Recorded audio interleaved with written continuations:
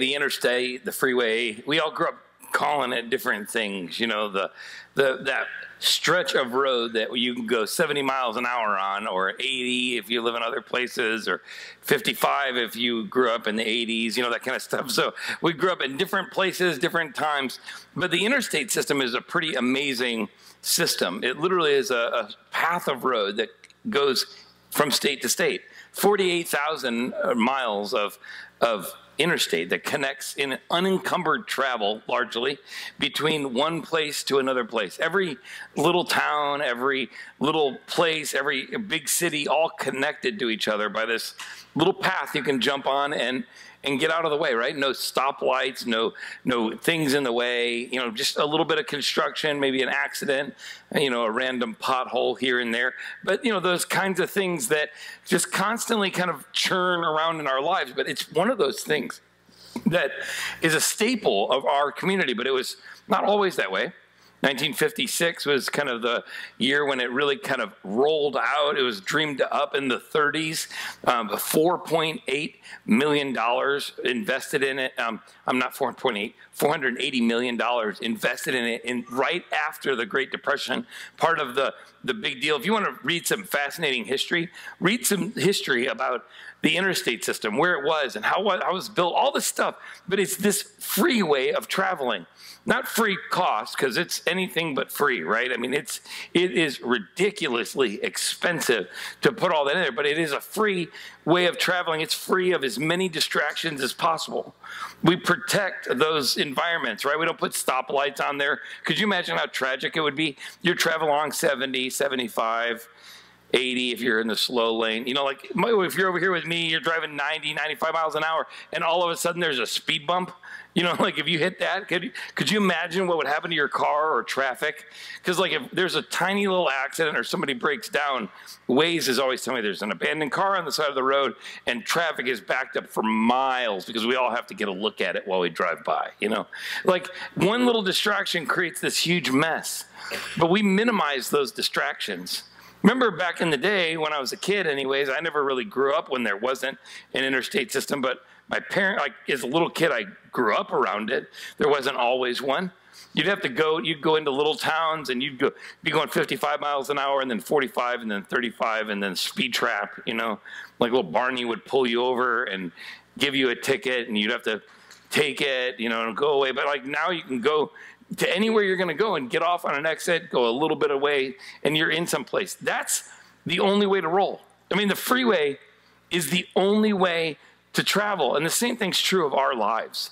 The freeway, living the freeway, living a life of freedom, a life of healing, a life of ability just to be able to live in the fullness of what God dreamed for us is the only way to roll. That's the truth for us. The freeway is the only way to roll. It's what Jesus said he was here for. He said, I came to give you life, to give it abundantly. The thief comes to steal, kill, and destroy. God wants to give you and I a life that is lived out in freedom.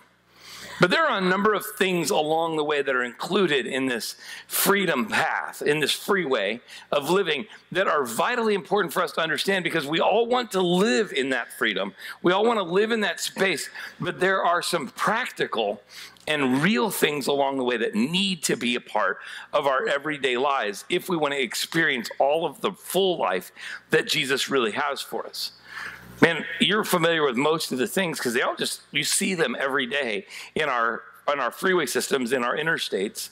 You see things like exit ramps, you see things like line markers, you see things like overpasses, you see signage, tells you how far you are, how fast you should be going.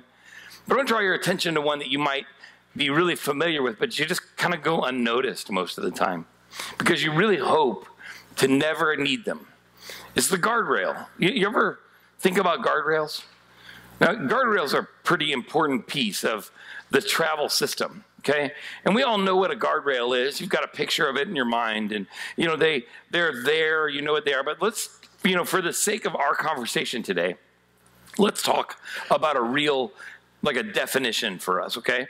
A guardrail is a system that's designed to keep cars from straying into dangerous or off-limit areas. A guardrail is a system Like it's just a system that's designed to keep cars from straying into dangerous or off-limit areas. In fact, we're going to put that on the screen. A guardrail is a system. Just think about this, because this is one of those that we can all play any way we go. Like you may come in the door and you're like, is there anything for me if I don't believe in Jesus at this church? There is. Because you don't have to believe in Jesus to understand what we're going to talk about today, because this is where we're going to live all day. A guardrail on the highway or in your life is a system that's designed to keep you from straying into dangerous or off-limit areas. It's pretty simple, right? Dangerous or off-limit areas. You always see guardrails in certain areas. They don't line the highway with them. They're not everywhere. They're in certain places where those dangerous or off-limit areas are more likely to be encountered, like the sides of a bridge or a curve. In a curve in the road, you know, drivers might be driving down the road and forget to kind of curve with the road. And so these things keep them from veering off and like labeling off into the forest or something, right? Or if there's a dangerous area, like a cliff on a highway, there's often a guardrail there because they'd rather help you experience a small wreck with a guardrail than a big wreck with a ravine, right?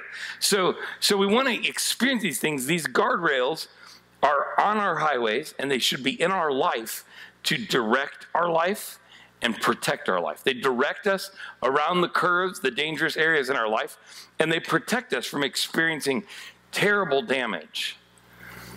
One important principle of guardrails on the highway, and one thing I want you to recognize, is that guardrails are always in the safety zone.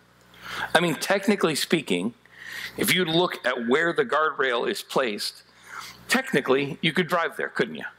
I mean, it's never in a place that's actually dangerous. It's in a place that's actually safe. And nobody questions the logic of this, right? Nobody like criticizes the highway department and going, you know what we could do? If we would get rid of those stupid guardrails, we could get a whole nother level, a whole nother lane of traffic in here. And we could use this area, but you guys keep taking up these guardrails.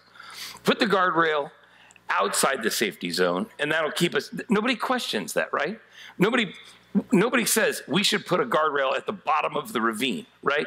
Like at the very bottom of the cliff, that doesn't do us any good down there. We're already in trouble at that point. Nobody would put a guardrail like this. This doesn't make any sense, right? Nobody puts a guardrail in the danger zone and we drive in the safety zone. No, the guardrail goes in the safety zone for a reason, because that's the last moment before the danger zone begins, and that we would rather have a small accident with a guardrail than a big accident with a ravine, because the guardrail is there to minimize damage. That's kind of our thing we have to go with, is a guardrail is a set of system or a plan to have a small accident with a guardrail instead of a big accident with a ravine. If you're in high school or junior high and you're in here and you're listening, you're like, I don't usually get some out of church. This matters to your life. If you're a young person, like you're dating, guardrails matter to your life. I'm not just talking about the way you drive on the highway, but they matter in our dating relationships. They matter in our marriages. They matter in our business relationships. Guardrails matter in our personal, in our business finances. Every part of your life should have some guardrails that minimize damage, because that matters to us. And it's not just something that's a new thought, right? This isn't new, because we've talked about wisdom boundaries for all of our lives. Our parents told us, right, that we should be wise. We should act wisely. That's what wisdom boundaries or guardrails are about. Guardrails are not a new idea to me or the highway system. In fact, if I'm being totally honest with you, I stole most of this stuff from a guy named Andy Stanley.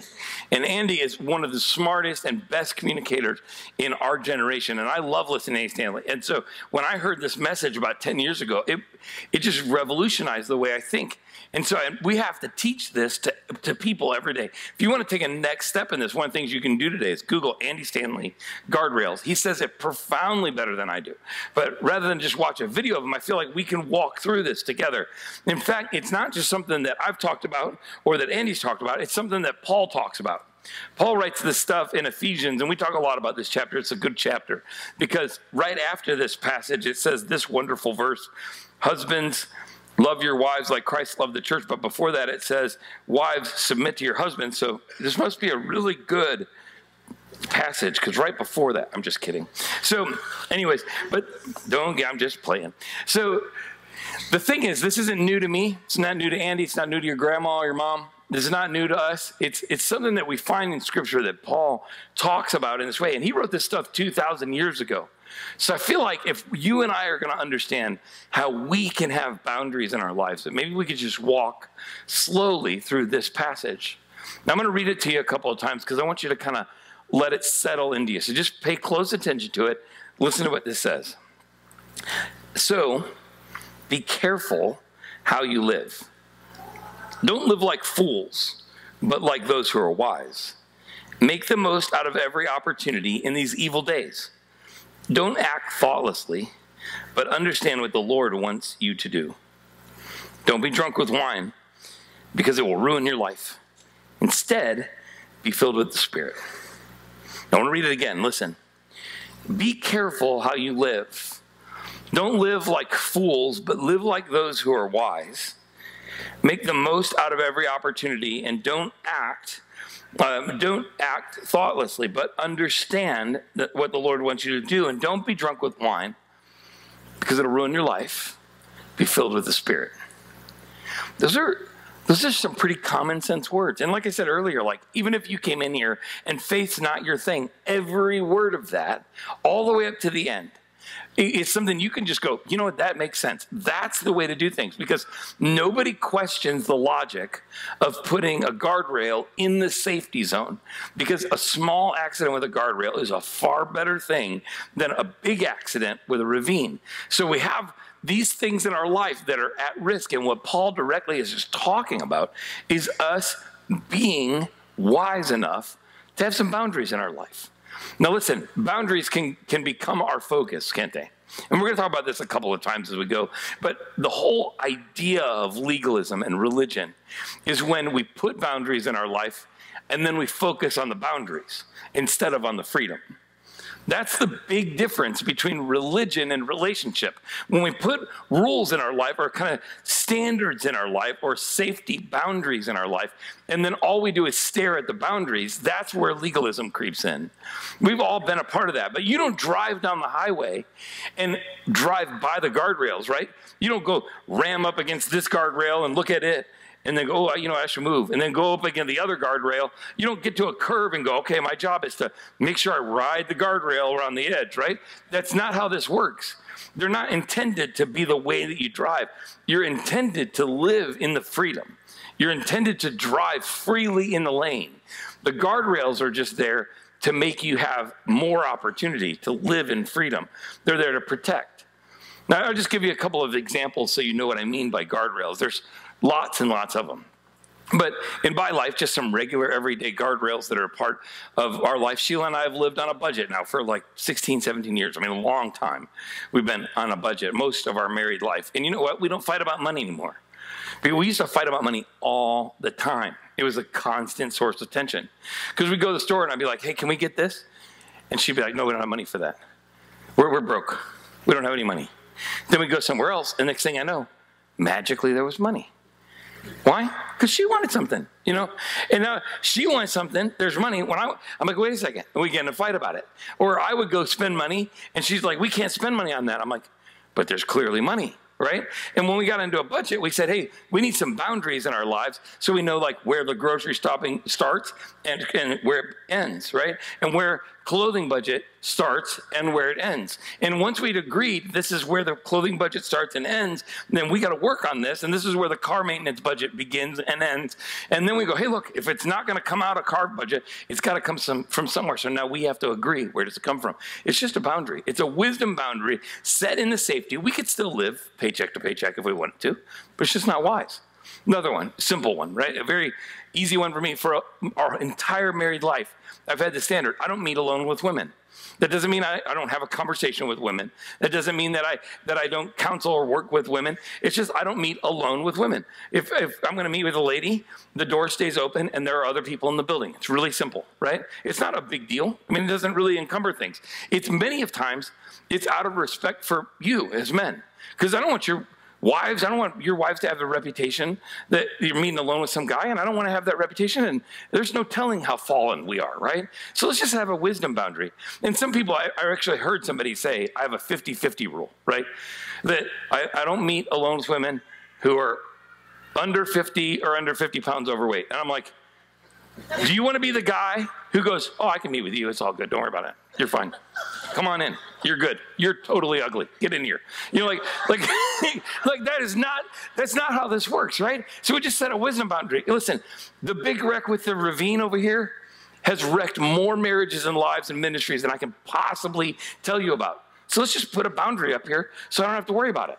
And if I just don't ever get there, we don't have to worry about my temptation or anyone else's. We just put a wisdom boundary there. It's real simple. So there's lots of those opportunities for us to live wisely instead of living all the way to the edge, driving where things can be crazy. That's what Paul's talking about. Be like those people who live crazy. He says live carefully. Be careful how you live. That's the first words. Be careful how you live. If you don't understand that idea, I get it. But if you've ever had a big dog in a small yard, be careful how you live, right? You watch where you walk, right? If you have a big dog in a small yard, you go like this. Okay, and go here. And the smaller the yard, the bigger the dog, the more careful you are, right? There's a direct proportional relationship between the size of the dog, the size of the yard, and how careful you are walking through said yard. Now, we have a tiny little dog in a very big yard, a tiny little dog that poops something roughly the size of a nickel. And then we're all pretty sure she eats it, okay? So it's gross, it happens, but we don't have to be super careful. We don't live in a world like that, right? We live in a world where there are lots of things that can sneak up on you and sting you, right? And he talks about that in a little bit. We have to watch where we walk. Every one of us. Every person in this room, even if Jesus isn't a part of your life, you're not quite there yet. And I want you to know something. We created Journey Church so that you have a place to belong long before you believe the way we believe. So if you're here and you're not sure about this Jesus thing, I want you to know there are lots of things that you can just play in like this, where you can put wisdom boundaries in your life because you don't want to see your life be wrecked. An affair will wreck your life just like it will wreck mine. You know, bad business dealings will wreck your life just like it wrecks mine. Arguing about money at every turn will wreck your marriage just like it wrecks mine. Jesus doesn't even factor into that. So you and I have to be careful how we live because this is a mess, right? And it's just weird. He says, be careful how you live. Live as wise people, not as foolish people. And then that makes sense, right? And then all of a sudden, it's like he kind of channeled Stephen Covey. And he got this one random phrase, make the most out of every opportunity. Doesn't it seem like that phrase doesn't quite fit? I mean, he says, be careful how you live. Don't be like foolish people. Be like wise people. Make the most out of every opportunity. It seems like, is this like a return on investment talk? Or like, is there some sort of like, is this a business thing? What he's talking about is what happens in our lives when we live like fools. When we choose to drive all the way on the shoulder, when we choose to drive all the way to the edge of the safe zone, and then we make a mistake. What happens when we have an affair? What happens when we drink too much? What happens when we get to this place in our life where you're just kind of all the way to the edge and then you make a mistake? What happens then? It costs you everything you wish you could protect. It costs you your family. It costs you your time. It costs your resource, your integrity. Everything that you have gets traded for that. And so what Paul is saying is, listen, being wise about the way you live gives you an opportunity to make the very most out of your life. Because there is a redemption that happens in your time. Redeeming your time means protecting it first. Now, is there forgiveness? Absolutely there's forgiveness. I mean, with no question, what the whole Freeway is about is forgiveness and restoration. So if we make mistakes, and listen, I say this all the time, but every person in this room has parts of our story that we wish we could go back and edit and delete, right? We wish we could grab them, select them, pull them out, and forget they ever happened. Isn't that the case? Every one of us. You don't have to nod your head. You don't have to raise your hand, because we all live there. Every one of us have those regrets. But isn't the very nature of that the fact that we wish we would have done something different? I mean, that time that you drank too much, that time you spent too much, that time you talked to her or him when you shouldn't have and you knew it, that time when this happened or you sent that, don't you wish that you could go back to that day and go, you know what? Instead of taking that step, I'm going to back up one step, or maybe even 2 steps. I'm going to put a boundary there, and I wish I would have never crossed this boundary, because that one hurt a lot, right? Isn't it? Don't you wish you put a guardrail there, and man, I wish I would have bumped up against that guardrail and had a little bit of an accident instead of a really big accident with a ravine. He says this, making the most out of every opportunity, gives us the opportunity to redeem our time. Junior high and high school students, live this stuff out in your dating life. Put it together in your interaction with people. Put these boundaries in your life where you're like, listen, I know that I can, but maybe that's not the question I should be asking. Maybe the question isn't can I or can't I? It's should I or shouldn't I? Maybe that's the same thing for us. Married people, single people, divorced, remarried, whatever your story is. There are wisdom boundaries that need to be in our lives because of this issue. The days are evil. We live in a world where there's an active enemy. It's the other half of that verse I told you earlier. Jesus said, I came to give you life and to give it abundantly. It's the other half of that verse is that there's a thief, and he lives to steal, kill, and destroy. Living like that's not true is foolish. I mean, you can't live like that, right? This is written 2,000 years ago. I mean, he says that the days are evil 2,000 years ago. Take my word for it. Paul worked with people. He spent a lot of time with a lot of different people that were different than he is. He knows how evil the days are. Take it from me.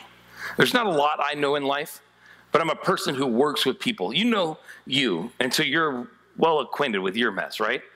But people like you know people like you, right? You hang out with people that are roughly have the same interests, the same kind of circles, the same influence, the same kind of habits and issues that you have. They're all very similar to yours. Take it from me, would you? That I work with a lot of different people that aren't the same as me. These days are evil. Messes are huge. I mean, they're literally epic in proportion. Recognizing that the days are evil is easy for me, because I don't just see your mess or my mess. I see ours, right? All of ours and our messes, and we can make some pretty big mistakes. And I want us to understand something. There's wisdom here in putting some boundaries in our life, because these days are evil. The opportunities, the road's not flat, is what he's saying. We need those guardrails because the road is bent towards falling off the cliff. So we need to have these small accidents with a wisdom boundary in our life instead of a big accident with a ravine. He says, don't act thoughtlessly. This is such a powerful and deep passage, isn't it? Don't act thoughtlessly. Life's not disconnected. We have a tendency to think this is the case, right? Like, if I do what I do in this moment, it's just this moment. It's just these 10 minutes. It's just this night. It's just this bar. It's just this person. It's just these 10 minutes or this 2 hours or this part of my life, right? It's just this business trip, right? It's just this little thing. And this part of here doesn't have to affect this part over here. Like, and we live these segregated, disintegrated lives where we're like, this area doesn't affect that area, but it so does. It so does. I mean, we've all heard about it, right? Vegas is that way. What happens in Vegas stays in Vegas. Not so much, but you can think that if you want. I mean, what you take to Vegas will stay in Vegas. your money, right? Like, that's going to happen. But what happens in Vegas doesn't stay in Vegas. What happens in Vegas comes home with you, no matter what the story is, whether it's your regret, your pain, all your mess, all that stuff. And sometimes you'll bring home a souvenir. You'll get something Ajax won't take off, right? Like you just brought that home from Vegas. What happened in Vegas, somebody should sue the city of Las Vegas, because that's not true. You can't advertise that, because what happens in Vegas doesn't stay in Vegas. We have to understand something. That's the way foolish people think. I don't want to be that person. I don't want to act thoughtlessly and pretend that that life doesn't affect this life, that this 10 minutes doesn't affect that 10 minutes, that these days or weeks or months don't affect those days or weeks or months. Because here's the thing that I know about my story is that the thing that I thought was just going to be yesterday, I'm still thinking about today. And the thing I'm doing today will be tomorrow. And the thing that is a part of my today is always a part of this story that is deeply rooted in my life. And I live out of the pain of that story. And we wish that wasn't the case, but it is. It doesn't need to be a bad story. But we have an opportunity to live. If we live wisely, we get an opportunity to live tomorrow without the regret of today. Now listen, Christians are really good at this, by the way. I want to tell you this, not the wisdom thing. Christians are really good at this part. We love to take an X-Acto knife to Scripture. We like cut out the couple of verses we want to make a point about, and then we pull it out and we're like, don't worry about the rest of this stuff. Let me just tell you about this one thing, you know? And so we've done that with this next verse. There's this verse. I mean, it's really pretty simple. It says, don't be drunk with wine, but be filled with the Spirit. It says, don't be drunk with wine, which will ruin your life. Other translations say, don't be drunk with wine, which leads to debauchery, right? But we've kind of cut this. We have a tendency to like take this and we go, here's the deal. You can't do this. And what we don't do is we just yell at people a lot. Now I want you to know I'm not a teetotal, whatever that even means, but I'm not a teetotaler, right? Like that's not my story. I don't think there's anything wrong with having a drink. I don't think there's anything wrong. Now, I have some wisdom barriers in my life, some guardrails in our lives that are that way. I have two of them. For years, I've been saying one or two and then switch to do. But then I stopped drinking Mountain Dew because, you know, so I like one or two and that's enough for you. I don't know. Like, I don't know. There's a cool thing, I'm sure about it. But like the deal for me is I'm like, listen, I don't want to get to a place where I have this potential. So like if I were to get to a place where I'm like, where I have three, I'm like, whew, man, I'm over here on the other side of the guardrail. Now, can I have three? Sure, probably. Should I? Probably not. I need to be over here, one or two, and switch to do. Another one for me is if I'm stressed. If I have like a long day at work and I'm just stressed, or I've been mopping up a lot of problems, or we've just been really tight on money, or anything like that that's causing a lot of stress. If I've been stressed in my job and whatever, right, then when I get home, I'm like, I'm not having anything tonight. I'm not going to have a drink tonight, no matter what it is. Right? I mean, I drink water, but I'm not going to have anything like that, because here's the thing. I don't want to look for in a liquid what Jesus intends to be in my life. So it's just this, like, I don't want to find taking the edge off. That's not a great way to live. Taking the edge off with a liquid is not what the end, leaning on Jesus is what takes the edge off. The rest of this just numbs the edge, okay? So we've got to be really careful that we set these wisdom boundaries in safe places to help us. Now, here's what Scripture says. Don't be drunk with wine. It's just Paul giving us an example, just like I just did, giving us an example of what a wisdom boundary or what a guardrail looks like in our life. It's exactly what he's doing. He's like, don't do this, don't do this. Make sure you understand this. Don't live like the fool, live like the wise, do the wise thing. He puts all this together, and then he says, don't be drunk with wine. Here's an example, because it leads to debauchery. My guess is that if I did this, like some of you are like, yes, I knew it was okay, because I never, ever get drunk with wine, right? Like some of you are like, I am not a wine fan, so this one's good for me, right? You know, like that's not what he's talking about. He says, don't get drunk. You can just take out with wine, because that was kind of a thing that was going on. The water then was safer, or the wine then was safer than the water then. So they basically would wine down water. Doesn't that sound amazing? But like they would wine down their water to kill the bacteria and stuff. And so he's like, listen, don't get hammered on that stuff. Like pull back. Here's what he says. Don't get drunk. You can skip with wine. Which leads to, my guess is every one of us have a story of that one, right? We're like, oh, yes. Everything that I want to remember I forget. Everything I wanted to forget, I remember. You know, like everything that you wanted to do but didn't do, there was the story, right? I mean, isn't that the case? Like, you can all fill in the blank. We can all fill in the blank. And if you can't fill in the blank, I promise you, before you get from here to the front door, I can introduce you to somebody who does. Like, either me or someone else who went, which leads to, let me tell you this story. It'll lead to this. If you're in junior high and high school, and you're here and you're going, man, I just can't wait till I'm turned 21, I have to do this or whatever, we can all tell you, like, listen, put the boundary in now, get used to where it's at now, because later it will save you tons of regret. And you'd have more cash, right?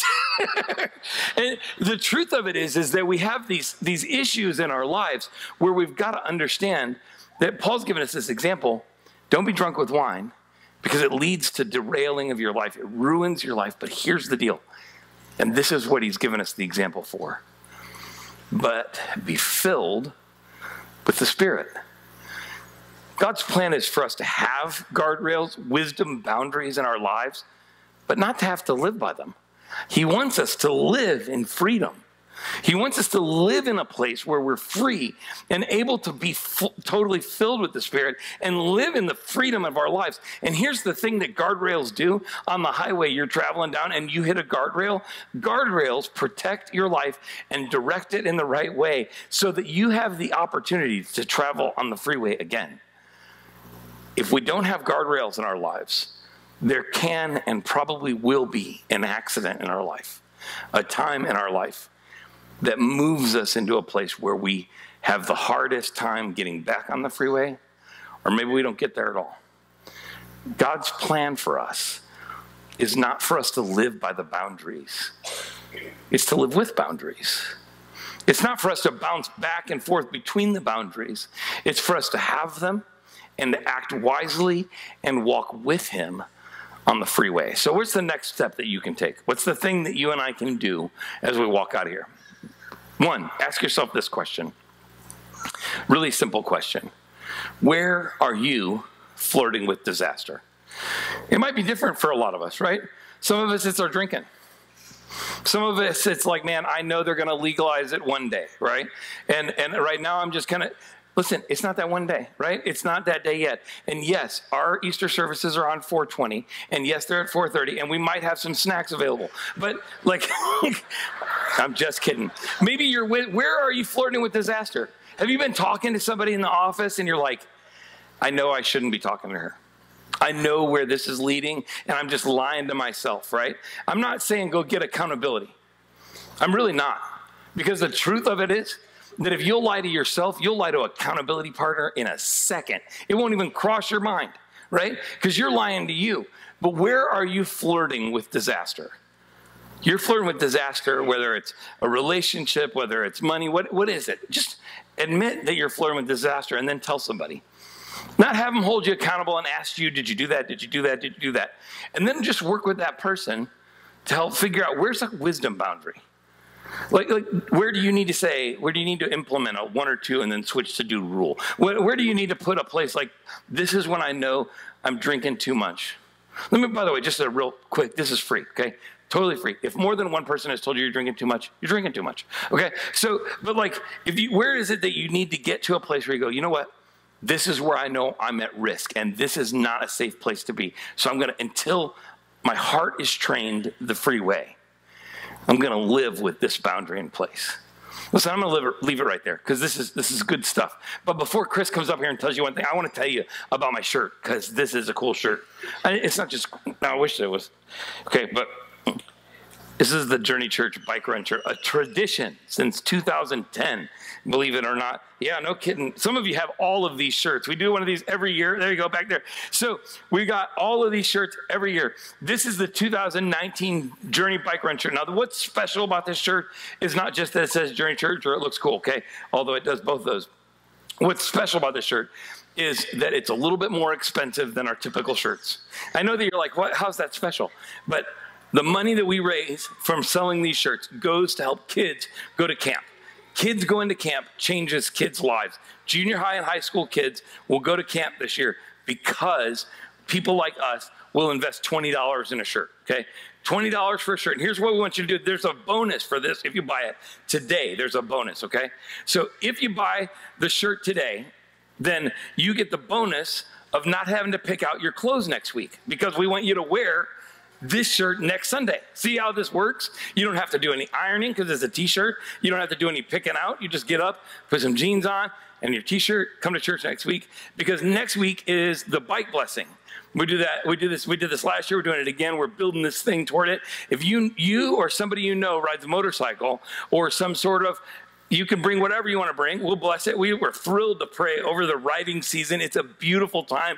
Show up. We're going to pray over bikes. You know somebody that will come to church. You come to church with you next week. You can say, hey, go to the second service with me. Stick around afterwards. We got a bike run that's going. You can register for it. Chris will give you information because I don't know where it is. And then there's all kinds of great stuff. There's food afterwards. It's not free because it helps kids go to camp. All you gotta do is grab a burger, a hot dog, buy a t-shirt. It helps kids go to camp. We want to sell out of those t-shirts, and I want every one of you to wear them next week. Sorry, I stole one of your announcements. Okay, sorry. This is Chris. Chris is gonna tell you things, and I'm gonna turn this stuff off. Breathe, breathe.